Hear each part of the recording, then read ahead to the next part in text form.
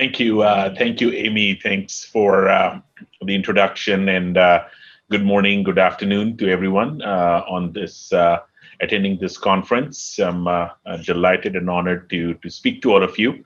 My name is Sanjay Dhawan. I'm CEO of Cerence.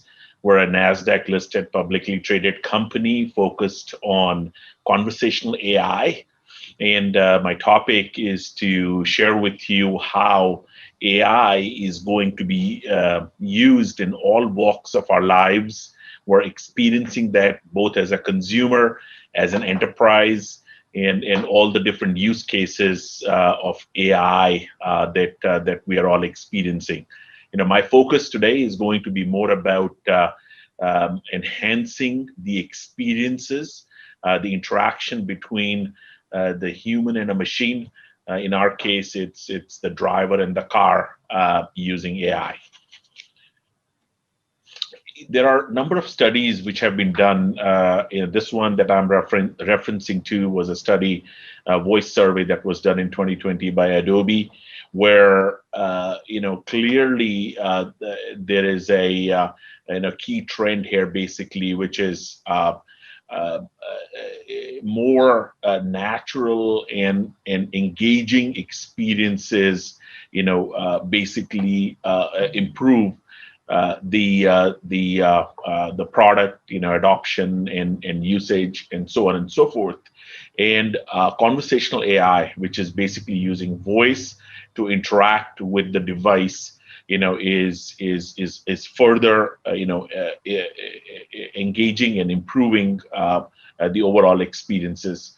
We experience voice and conversational AI, like I said, in all walks of our lives. It's on your phone with OK Google or Hey Siri or Alexa or Bixby from Samsung, or it's on your TV remote.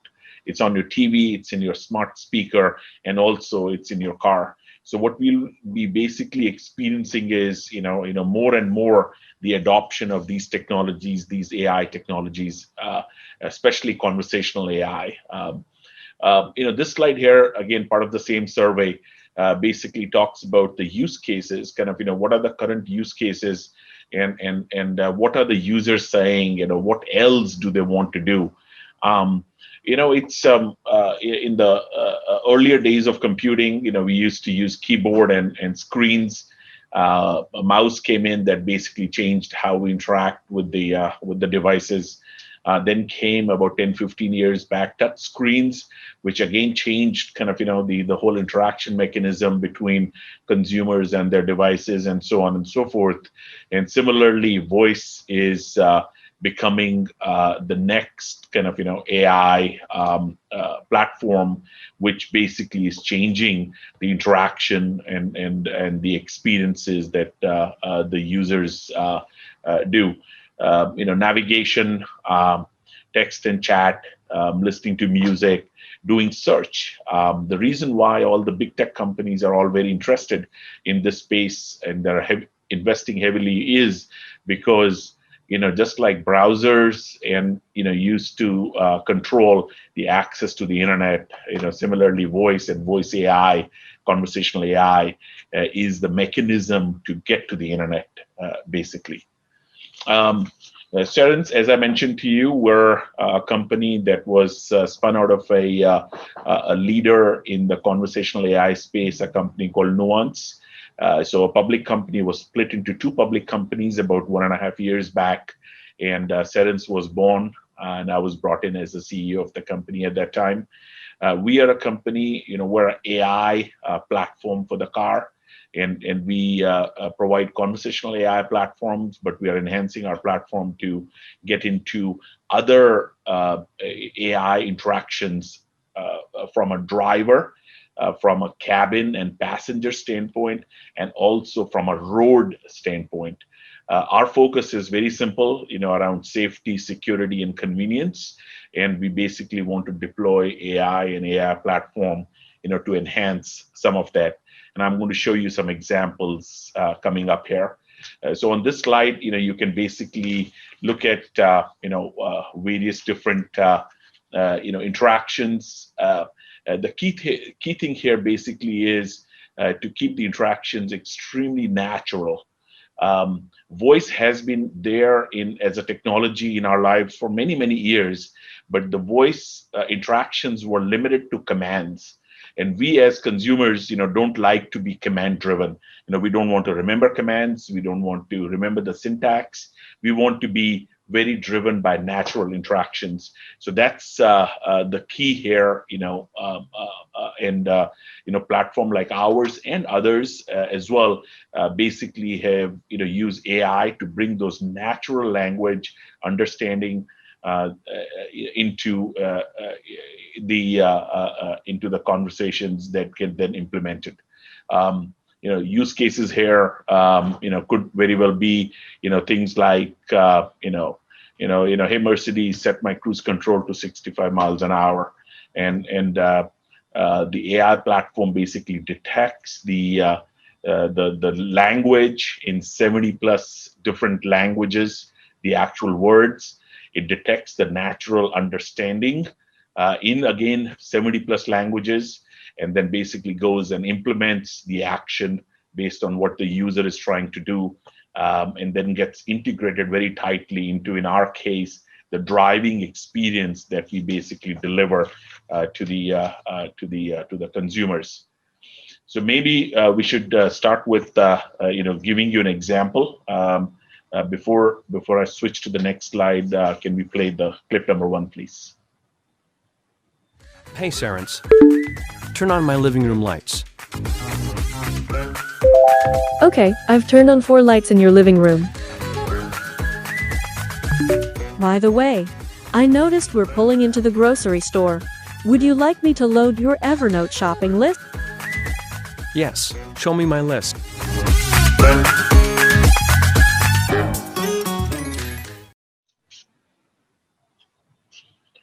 So as you can see, the interactions are very natural and very, human-like. We're taking and pushing the boundaries of AI to take it to the next level. As you could see in the clip before, the voice that was playing back to you was a very human-like voice, incredibly realistic. But we're taking our TTS AI engine to the next level of neural TTS, where we can actually customize the voice. I'll give you an example of that in a second. But the whole idea basically is to kind of deploy deep learning innovations, kind of transformer networks, generative wave nets, and other AI technologies to basically kind of create a very custom AI voice experiences which are very natural and very custom. So let's switch to the next clip, which is switch the slide here. Go ahead, please play the second clip, please. We pride ourselves on building the most natural, convenient, and fun in-car voice assistants in the world. Cerence My Car My Voice takes the experience to a whole new level. Imagine having your spouse, partner, best friend, or other family member as the voice within your car. We're delighted to introduce this innovation to our customers and their drivers, bringing a bit more humanity and spirit to their journeys.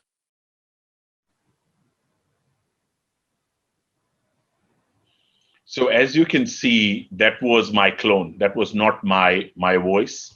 You guys can compare and kind of come to your own judgment, how real it was. But basically, I provided a small sample of my voice to our Genie AI system, and basically that Genie AI system from Cerence created a clone, and now I can feed any text into it, and it'll basically read the text back as if it's me speaking. Being a public company, we do our quarterly earnings report for Wall Street. In the earnings report towards the end of last year, I did it using my clone. So I didn't even, I all the prepared remarks for myself and my CFO was read by my clone through AI. So there are some major advantages happening, and the use cases here are very simple. For example, in a car, if I'm drowsy and if a generic voice comes and tells me, "Hey Sanjay, you are drowsy," versus if my daughter's clone voice comes and says, "Dad, be careful, you're drowsy," it will have a very different effect on me, right? So we're in a very responsible way, kind of taking these advancements of AI and technology to kind of create new experiences. And now I want to give you another example. Although we're a company known for conversational AI, but we are taking it to the next level to integrate vision AI along with conversation. The thought process is very simple. We as humans basically interact with different modalities. Today I'm talking to you, I'm listening to you, I'm using my hands as gestures, I'm using my eyes, and what we want to do is basically bring all these modalities of interactions and into our platforms. So we have launched a product called Cerence Look, which basically combines the gaze of your eyes along with the GPS coordinates to kind of create the experiences like I have listed here on the slide. Hey Cerence, what's the rating of that Chinese restaurant? And you don't have to say, you just said that Chinese restaurant, and it knows which one you are talking about and basically brings the details to you. So it uses your voice, your gaze, and your location to kind of combine all of that and create a new experience. So maybe the best way for me to explain this is through another video example of our product. Go ahead, please play clip number 3. Hey Mercedes, what's that building on the right? This is Mercedes-Benz Museum. It has a rating of 5 stars and is currently open. It covers the history of the Mercedes-Benz brand and the brands associated with it. Oh, nice. Drive me there. I will show you the way.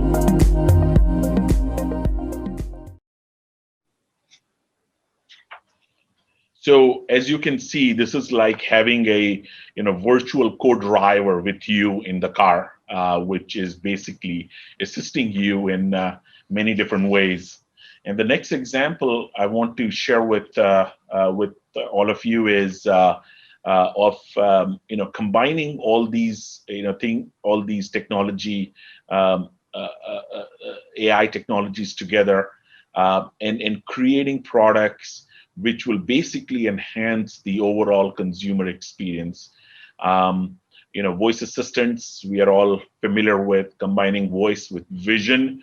I showed you an example, and many times we're all taking kind of long drives, and wouldn't it be great to have a virtual guide in the car with you? A guide which you can basically tell or customize your trips and basically create a very advanced user experiences where the guide is telling you all about your journey and also assisting you during that journey with museum tickets or information about the museum or booking a restaurant or anything else that you want to do during that journey. So in this clip here, the next clip, you will see sort of like a virtual guide sitting in the car with you and assisting you with the planned trip. Let's play clip number 4, please.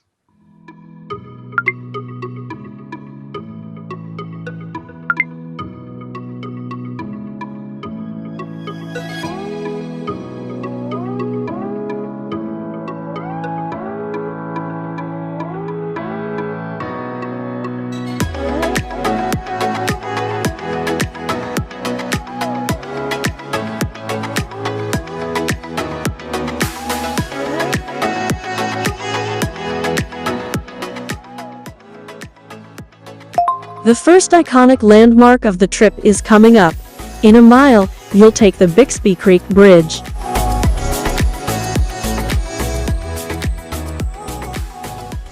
about to start the 2-hour audio tour of the Mulholland Drive. Ready to see the celebrity mansions and iconic views of Hollywood? Up ahead on the hill is the iconic Hollywood sign. It was built in 1923 and originally said Hollywoodland. Next stop on your itinerary is the Green Valley Vineyard. It is usually busy on Saturdays. Would you like me to make a reservation? Sure. Book your earliest spot for 4.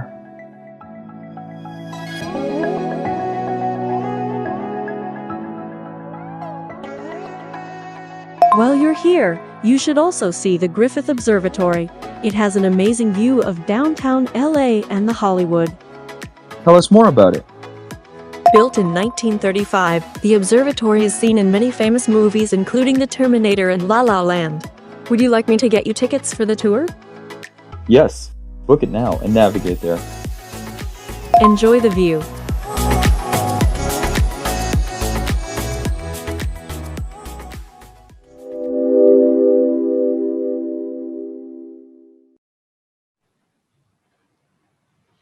So as you can see, AI is going to be in all walks of our life, consumer life, business life.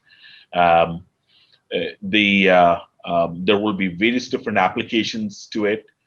From our company standpoint, we very much focus on transportation and mobility. So we're bringing conversational AI, vision AI into the cars, into a two-wheeler, into a elevators. Nobody wants to, with COVID-19, touch the elevators. So elevators is like cars moving vertically, right? And so we're basically creating new user experiences using AI for the world of transportation and mobility. And like I said, there will be many other applications as well that you will see emerging out of many different technology companies. So with that, I'll stop right there and hand it back to Amy for any final comments. Amy. Yes, thank you, Sanjay. We do have one question that is extremely pertinent from Vamsi. What are the security and privacy implications of cloned voices, and how can users protect against them? Yeah, that's a very important question. Just like you have finger ID and you have face ID, there is soon going to be voice ID. And where you use voice biometry to decide if a user is the correct user or not. I'll give you an example. My office is on 6th floor of a building, and every day I use this little card key to get access to my floor. Why? Why can't I just say to the elevator, hey, elevator, take me to Cerence, and it knows that through my voice, that this is Sanjay, and hence I will give access to 6th floor to Sanjay, right? So the use cases from a consumer standpoint are huge, but with that comes also the responsibility of using and deploying the technology carefully. So from a cloning standpoint, what we do is when we create a clone, we create audio watermarks in those clones, and these audio watermarks basically can detect any system who is basically detecting, trying to differentiate between a real voice or a synthetic and clone voice can basically find the difference because we add those watermarks. Cerence is trying to standardize these watermarks, audio watermarks in the industry so that we can have a common reference so that clones can be detected in a responsible way. Great. Thank you so much. Thanks for the question. Thank you, Sanjay. And after this very quick break, MR will provide his summarizing thoughts. So stay with us.